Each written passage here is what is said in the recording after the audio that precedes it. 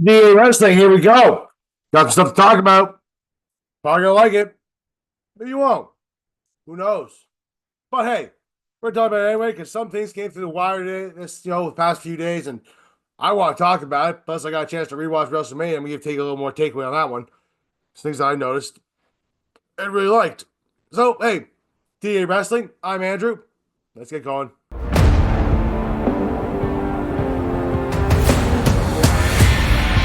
All right, we're gonna start with a bunch of things that we talked about that I saw here. We're gonna talk a little bit of Stone Cold stuff, turning down this $1 million shit.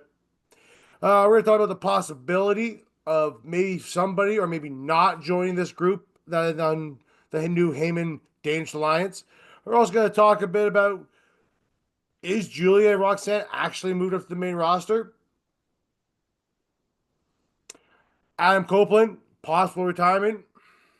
And like I said, we're talking about a little bit of WrestleMania. A couple more takeaways because I didn't really mention on the actual review part. So hey, because I rewatched it, why not? Before I get started here, make sure you like, share, subscribe on everything there, right? If you like the content here, make sure you like, share, subscribe. Like I said, right? Subscribe videos on the side there. Small click for you, big click for us here. Make sure you follow us also on Podbean as well as on Spotify. Anyway, let's get started here. So, word came down the wire that Stone Cold Steve Austin was offered $1 million by Logan Paul. Yeah, let that sink in for a second. Okay, good. Right? That he offered $1 million to Stone Cold to come down in a Prime bottle costume at WrestleMania with him. Let that sink in. I'm going to kick my drink here and you guys let that think about it for a second there. So, he said no. Thank God in heaven for all those things. Because Stone Cold's reaction was, nah, it's not really just what the character would do and just don't see it. No kidding. Why the hell would Logan Paul try to do that? Are you starving that badly for people to buy Prime? Honestly, are you really trying to sell Prime more? Like, really? Is that it? Are sales down? Is it just not a good product? Maybe. I don't know. Like, I've never really tried Prime, so I don't really have an actual answer for that, whether it's good or not. Maybe I will try. Maybe tomorrow. I don't know. But if you're actually trying to get Stone Cold, for promotional purposes, to wear the thing and pay him $1 million, no, it was just decrease what people think of Stone Cold. Not gonna help Stone Cold at all. Then people just say like you just tarnish your legacy.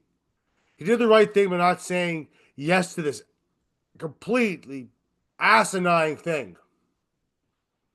Like, what were you thinking even doing that? Like I said, are our sales down in Prime? I know I always go to the store. When I go there, I always see it all usually they're still stocked. So either they're selling out a lot and they're just restocking regularly, or they're not selling anything at all. I have no idea. Comment down below if you guys drink Prime or anybody else drinks Prime. I've never had it, so maybe I'll give it a try and see what it's like. But I don't know. I don't know. Maybe have like some kind of like a fruit punch flavor. Maybe I hope at least. At least I know that's generally a flavor that I like. So give it a try, or maybe I'll give it a try. But like, seriously, is that a reason? Like, what were you thinking? Your head checked.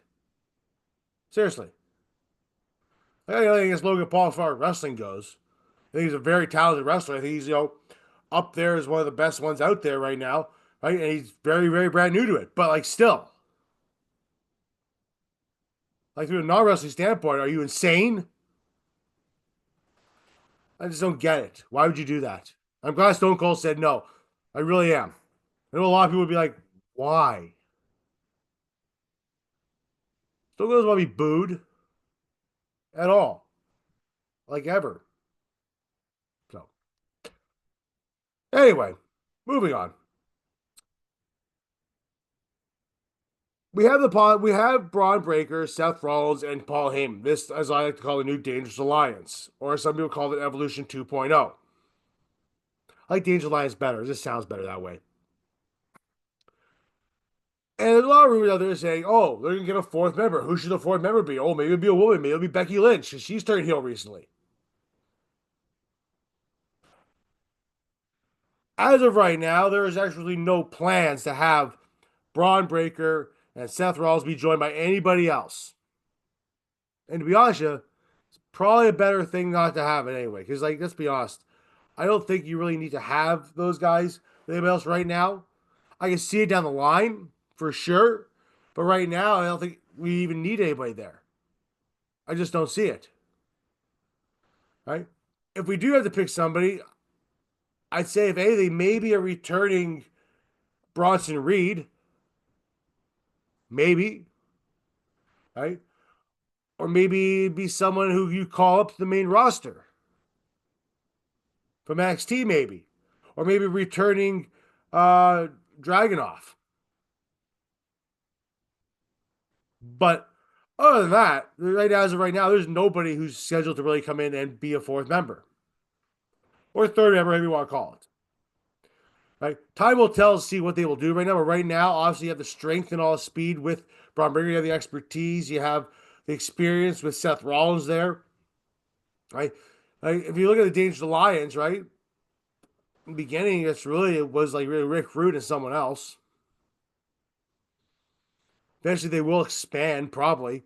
But right now, I think it's probably just fine the way it is. It's still in its infancy. We don't need to go anything crazy there. We start jumping into the stuff like what they did with Judgment Day. It might not work. So they might play a little bit cautiousness here to this. So that to me makes a lot more sense right now. Just leaving it the way it is. Let's just see where this goes, right? What's going to happen with it? I don't think they're going for the tag titles anytime soon, right? I can see Seth going for that world title on Raw against maybe dethroning Jey Uso, but I don't think Logan Paul's going to do it. I just don't, right? So, and I can see Braun Breaker maybe regain the IC title at some point, but probably not right now. But then again, you never know. The draft's going to be coming up too. They might move that whole group to SmackDown. We'll see. Now, there's a lot of doubt. Over the past couple weeks on Raw, past, 2 weeks on Raw, right? We've now seen Giulia and Roxanne Perez on Raw. A lot of you are asking yourselves, and I even stated before the show too, that looks like maybe there's a possibility they've been called up. As of reporting right now, coming through PW Insider and all that stuff there is no chance of them. They're not being called up. They're still considered NXT talents. They're still doing stuff down in NXT. Giulia, I can understand. Giulia has a number one contendership match this week coming up on SmackDown. On NXT to decide who will be the number one contender for Stephanie Fakir's title, right, at Battleground. She's facing Jordynne Grace. So maybe after that, maybe they'll change their minds. But right now, it's not happening. Roxanne Perez, though, is actually the wild card here because Roxanne Perez has already been up the ring roster several times, gone back down to NXT, did stuff there, going back up again, down, up, down, up, down, up like a bloody elevator. Pick one. I think she's done everything she can in NXT. Doesn't need to be doing anything else in NXT. Let's move her to the main roster. Put her in the title hunt, right?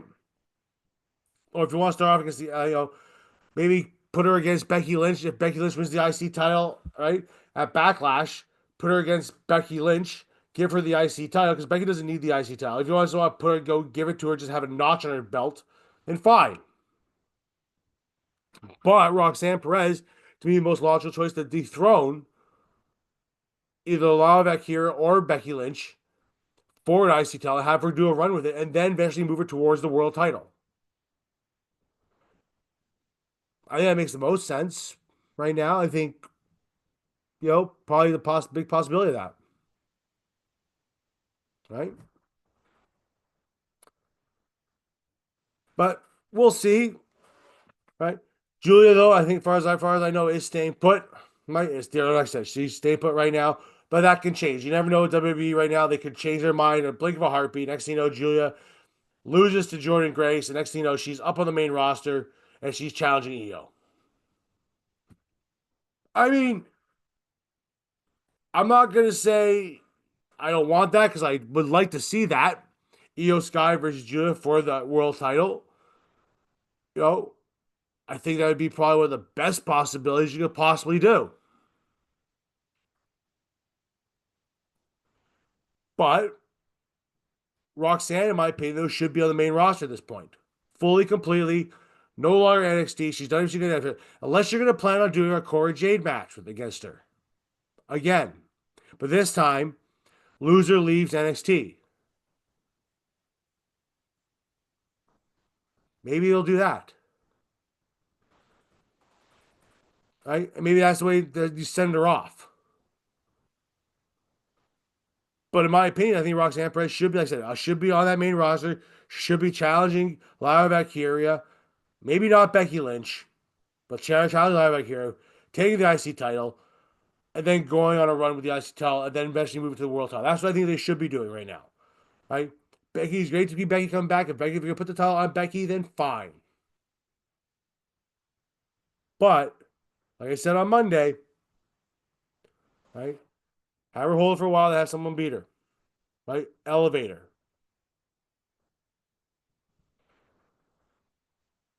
Adam Copeland has come out in a recent interview. Can't remember who it was. Skips top of my head right now. Is that he probably plans on retiring in the next 2 years, which coincidentally is the length of his contract left in AEW. Good for him. He'll finally get a chance to go on his own terms, right? Will they give him the world title in AEW? I don't know. Right? I've been paying attention a lot to AEW lately. To be honest with you, I find a lot of it to be isn't as good as it used to be. That's one of the reasons why I stopped doing AEW Dynamite reviews. It wasn't as good as it used to be. It's just not exciting to me anymore at this point. And that's sad to say, unfortunately, because it is a good show. It's just, as great wrestlers are, the talent's very good. It's just, it's not registering with me. I couldn't tell you why, because I don't really know why. I wish I did. I wish I could tell you why it's not registering with me, but I can't. Right?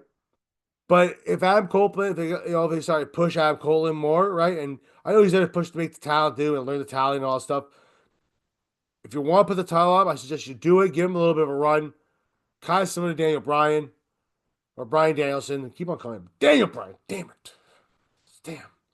But hey, if you want to do something like that for him, then have him retire, great. It's a great idea. Right? Adam Copeland deserves it. He really does. You know, obviously you're gonna have that stuff there with FTR. He's eventually gonna come back and deal with FTR. He's gonna beat FTR eventually, right? And then give him the title shot. Why not? Give him the title. I don't know who they're gonna have the title on at that point in time. Right now you have Moxley facing, I believe it is Samoa Joe coming up. I don't think Joe's gonna beat him. I mean, great if Joe did, but I don't think Joe's gonna beat John. I still think John's gonna be holding that title. John's holding that title until Darby Allin's good to come back. And Darby Allin, I think is going to win it. I said that from the get go. I said that months ago. It's in a past video months ago that I said that it's gonna be there for Darby Allin to be the one that takes the belt off John Moxley. So I don't see that, and maybe it'll be Copeland that takes the title off of Darby Allin to go on a bit of a run. Then he retires and loses and goes on his back on his shield. Good boss, we'll do that. But anyway, I got a chance, as I said before, right? I decided to rewatch WrestleMania Night 1.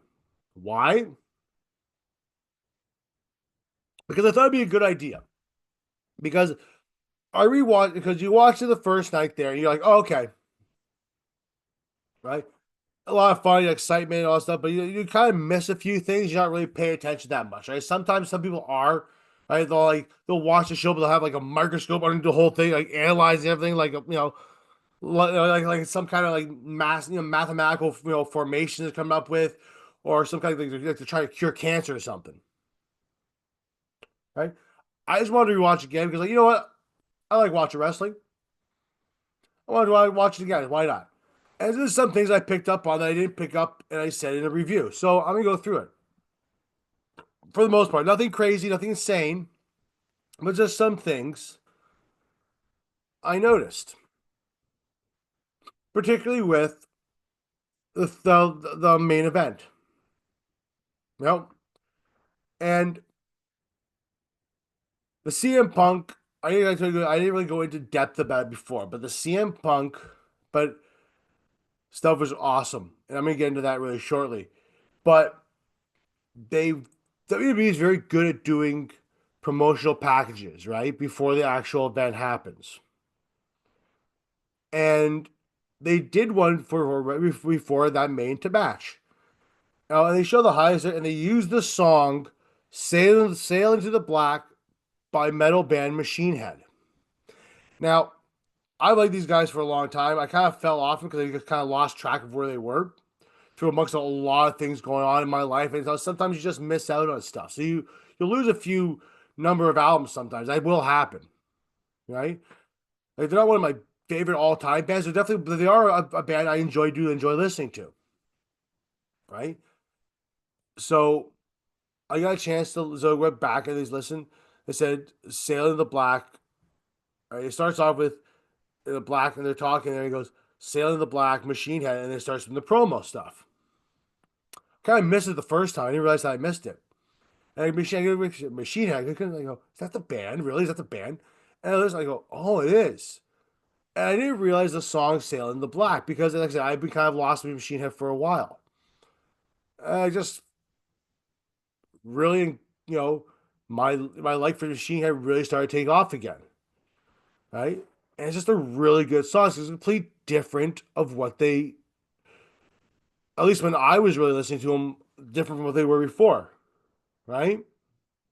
Like if you listen to stuff like "Take My Scars," it's like little, or "From This Day," or like a little bit of metal, like hip hop mixed with metal kind of stuff and stuff like that. This was just more like it's almost like a song that's about you know a pirate term in a sense, right? There's really no actual term for it, what it really means, but sail it back. I guess it would be like more like a pirate term. That's the way I got off of it.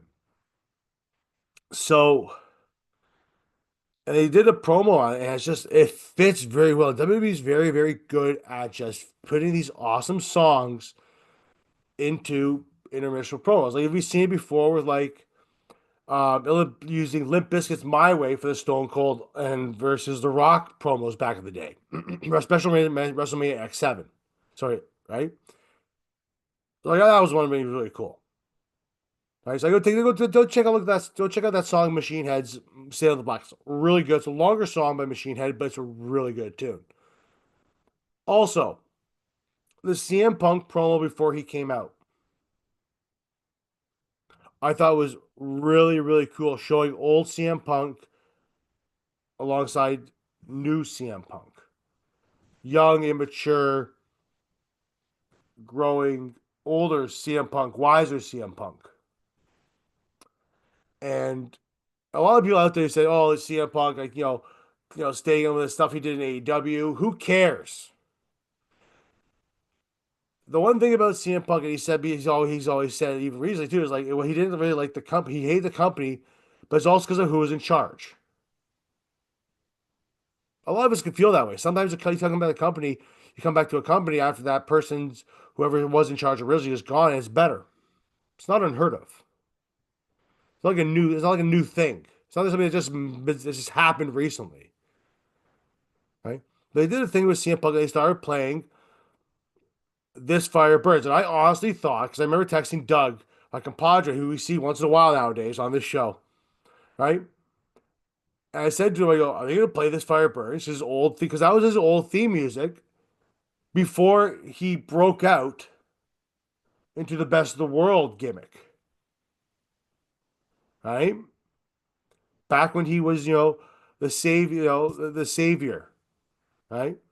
Doing all his heel work, the NXT, NXT CM Punk, right? When he was with Nexus, right?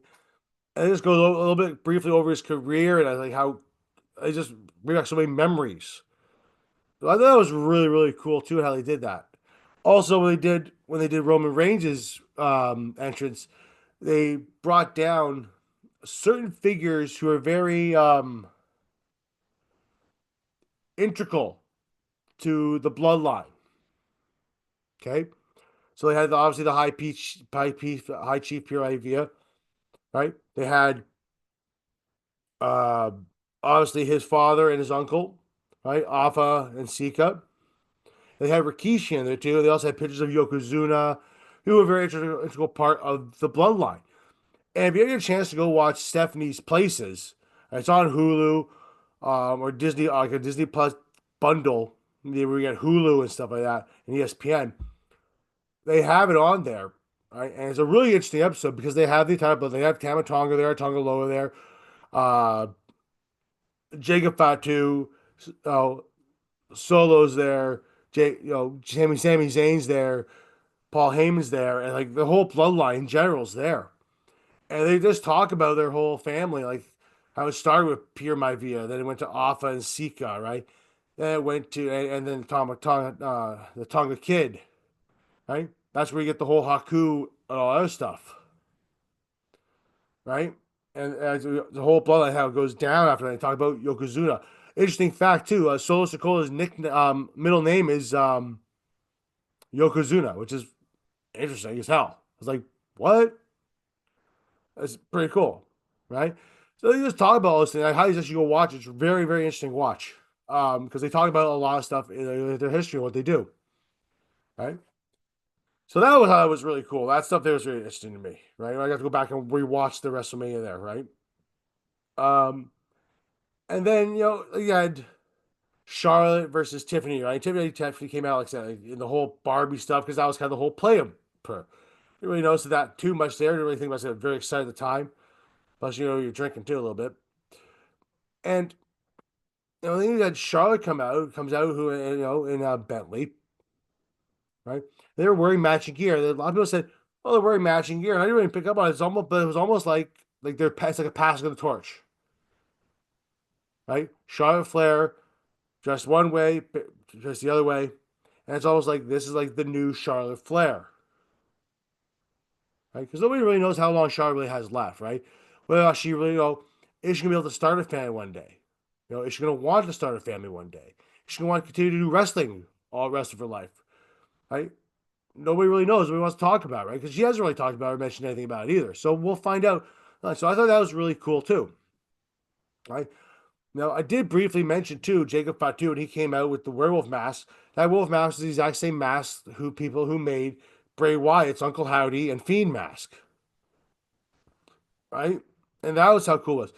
And I didn't notice too originally, but I watched again that Haku came out and congratulated him when he first won the title. I was like, didn't really dawn on me to see that part. But I thought it was really interesting as well. All right. I mean, I did, talk about the War Raiders. They came out like, the Clash of Clans stuff. And, like, WWE mentioned too how the New Day came out dressed like, because the last name was in Vegas, right?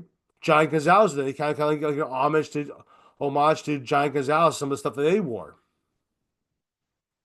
It was just little things I saw picked up and I thought was really interesting. This time around, watching it a second time. I'll probably watch it a third, fourth time too, because like I thought it was a good WrestleMania. I thought it was really good, and it's fun to watch these old WrestleManias too, or back ones. So anyway, that's all I gotta say about that kind of stuff, guys. Make sure you follow us here. That's the episode. Make sure you follow us, like, share, subscribe on YouTube, Podbean, Spotify. Make sure you follow us on Twitter, on X, on AEMP1982 or D Lines 1981. That's Doug, or DA Sports, DA Wrestling on X. Right? Don't forget to also have TikTok there at DA Sports. We do post thumbnails or pictures of our latest videos, and we link. And the link is in the bio on the main page. So yeah, take a look there. Anyway, guys, we thank you very much. We appreciate it. Have a good one. Sign Andrew, DA Wrestling, sign out.